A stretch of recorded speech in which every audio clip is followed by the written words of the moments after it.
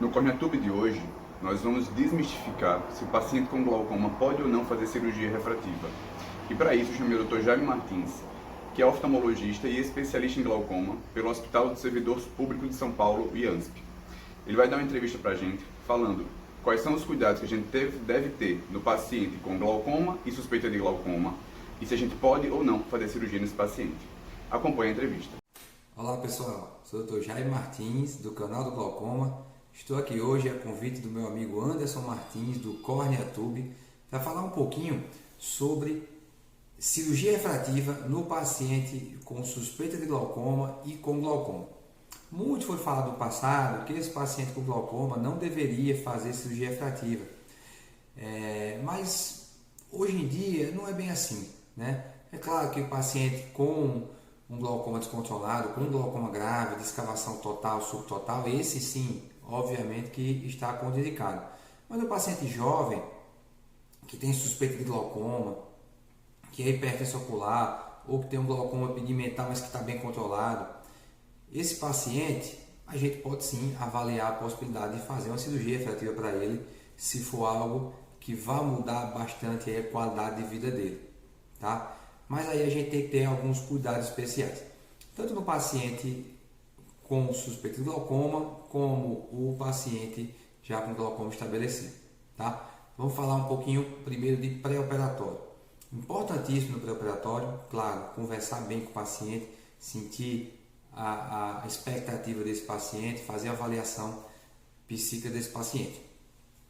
É também fundamental a gente fazer a documentação de todo o caso. A gente precisa fazer uma retinografia, precisa fazer um OCT desse paciente. Se é um glaucoma avançado, nós vamos contraindicar. Se é um paciente que precisa de múltiplos colírios para o controle dessa pressão, não seria também interessante a cirurgia.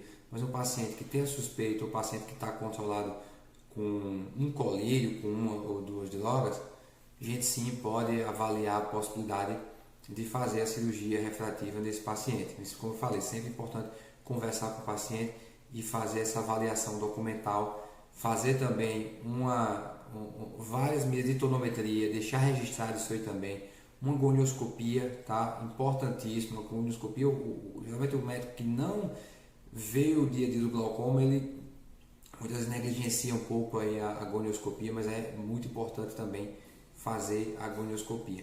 Se é um paciente, por exemplo, que tem uma hipertensão ocular, que está usando colírio, mas que ele tem uma pigmentação importante do trabeculado, pode-se pensar em fazer uma trabeculoplastia antes de fazer a cirurgia refrativa, né? É uma possibilidade. Em relação ao intraoperatório, isso a gente está focando mais na parte das cirurgias a laser, do que nas lentes fásicas também, mas as lentes fásicas também temos que ter cuidado muito no intraoperatório com a escolha da lente, né? Pelo risco de uma lente prejudicar a anatomia do ângulo desse paciente e esse paciente descompensar a pressão. Eu vou focar um pouco mais no laser. Com a cirurgia tradicional, com Excimer, a gente sabe que na confecção do flap pode ter elevações de pressões de até 60 milímetros de mercúrio. Então, a gente contraindica esse paciente hipertenso ocular ou que já tem glaucoma de fazer um LASIK com o Excimer, com o microceratum. Dá preferência ao laser de femtosecond, tá? No pós-operatório, monitorar a pressão desse paciente, já que vai ser usado corticoide no pós-operatório, tá? Outra coisa importantíssima de avaliar, tanto no pré como no pós, a superfície ocular, se é um paciente que precisa usar colírio para controle pressórico. A gente sabe que no pós-operatório da cirurgia refrativa, esse paciente costuma ter queixas de olho seco. E se é um paciente que está usando colírio de uso crônico, que tem conservante, que vai prejudicar mais a superfície ocular desse paciente, ele pode ser mais queixoso. Então, é importante fazer essa avaliação tanto no pré como no pós. Outra coisa também importantíssima, a gente sabe que a biomecânica da córnea desse paciente vai ser modificada e que muitas vezes a tonometria de Goldman não vai ser um parâmetro tão bom para a gente fazer a avaliação desse paciente no pós-operatório. Então, se você tiver disponível, que isso a gente sabe que no dia a dia poucos têm essa disponibilidade, mas se tiver disponível, o tonômetro de Pascal talvez seja uma melhor opção quando comparado ao tonômetro de Goldman para medir a pressão intraocular desses pacientes. Tá certo, pessoal? Mas não contraindica de cara a cirurgia refrativa porque esse paciente é hipertensão ocular ou porque ele tem um glaucoma controlado.